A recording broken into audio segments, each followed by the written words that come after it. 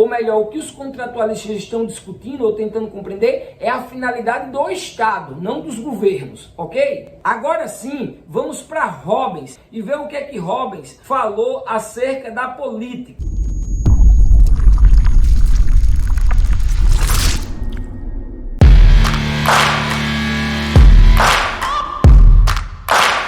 Hobbes é conhecido pela seguinte frase: o homem é o lobo do homem. O que é que ele quer dizer com isso, professor? Vamos fazer a leitura e já já eu trago para vocês a explicação do homem lobo de outro homem. Em seu livro Leviatã, publicado em 1651, ele formula sua filosofia política, inaugurando as reflexões acerca do princípio de contrato social. Rompe com a visão grega sobre o homem, pois para ele o homem é mau por natureza. O homem é lobo do homem, todos contra todos. Isso se dá porque, segundo Hobbes, no estado de natureza, lá no mundo primitivo, os homens viviam basicamente para duas coisas: autopreservação e para a guerra, preparado para a guerra. Por quê? Pensemos da seguinte forma, tentando compreender Hobbes. Lá no estado de natureza não havia leis, não havia o Estado. Então todo mundo tinha que ficar em alerta o tempo todo, porque, por exemplo, podia esbarrar com uma outra tribo, citando um exemplo,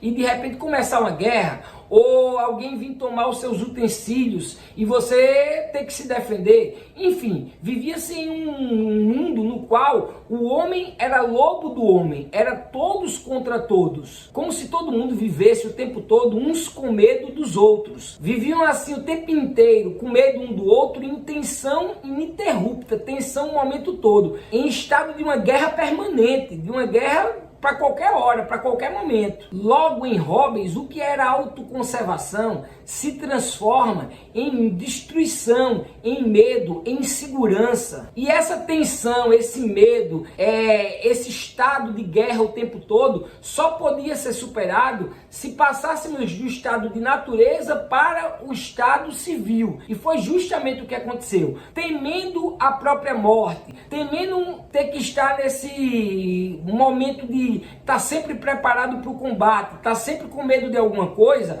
os homens constituíram um contrato social, um pacto, no qual criam o Estado para que criem leis e dê segurança para esses mesmos indivíduos, para que eles possam viver sem medo, sem insegurança, sob a tutela do Estado. Conforme em Hobbes, a humanidade opta, os indivíduos escolhem viver em sociedade a partir do momento que começam a perceber que suas vidas estão ameaçadas. Repito, com medo constante da morte, que qualquer coisa pode acontecer, eles negam as suas liberdades individuais em nome do Estado, para que tenham proteção e para que a vida fique uma vida de segurança, uma vida equilibrada. Então, qual é a razão do contrato social em Hobbes? O medo da morte, o medo de um estado permanente de insegurança, e com isso optam, escolhem pelo contrato social, estabelecendo o Estado, a sociedade civil, para justamente terem proteção e terem suas vidas protegidas. Em busca de segurança e preservação, os indivíduos renegam suas liberdades individuais, em detrimento de um governo que seja capaz de manter a paz para todos, de um governo não, de um Estado, na verdade, que traga segurança. Esse Estado, Hobbes chamou de Leviatã, daí o nome do livro dele, Leviatã. E Leviatã é um monstro da mitologia, forte, com vários tentáculos.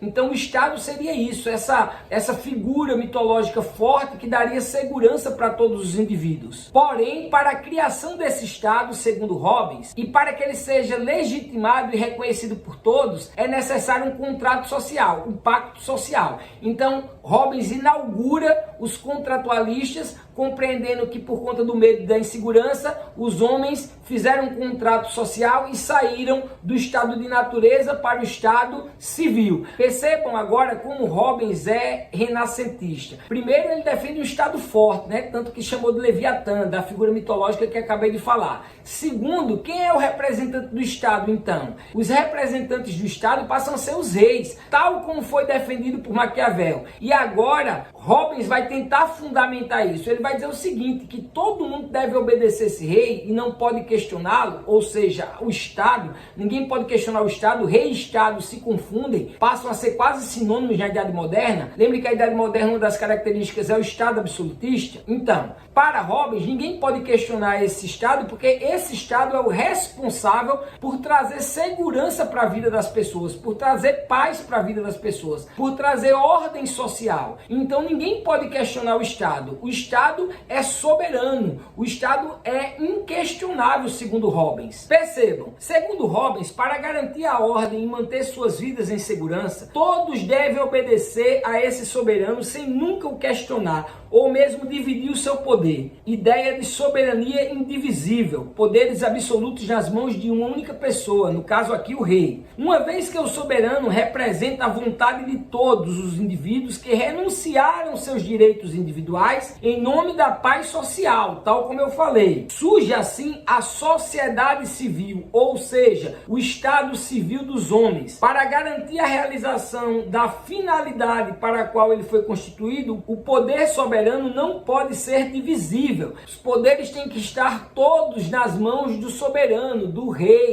Então, Robbins está fundamentando uma das principais características desse mundo moderno que está surgindo. Logo, Robbins é um renascentista que defende o poder monárquico, que defende a monarquia absolutista. Ele, junto com Maquiavel, são dois teóricos defensores da monarquia absolutista, do Estado absolutista ou absolutismo monárquico. Você pode encontrar das três formas. Pois bem, resumindo Robbins, a finalidade do Estado é dar segurança para as pessoas que viviam em estado de medo e de guerra, de autopreservação, de destruição, e para terem maior segurança renunciaram às suas liberdades individuais em nome dessa segurança dada pelo Estado. Se não quisermos voltar para o caos, temos que obedecer cegamente ao Estado. Aí vai vir Rousseau e vai dizer, epa, porra nenhuma, nada a ver, nada com nada isso aí. O homem não é mau por natureza, como percebia Robbins. Ô professor, você não falou isso. Ora, se o homem é lobo do outro homem, se é um mundo de todos contra todos, que todo mundo vivia se matando, e num cenário que não tinha segurança, o homem era bom ou ruim? Para Robbins, o homem é ruim por natureza. Rousseau vai vir e vai dizer o contrário, o homem é bom por natureza, a sociedade que o corrompe. Então vamos lá ver o que é que Rousseau fala.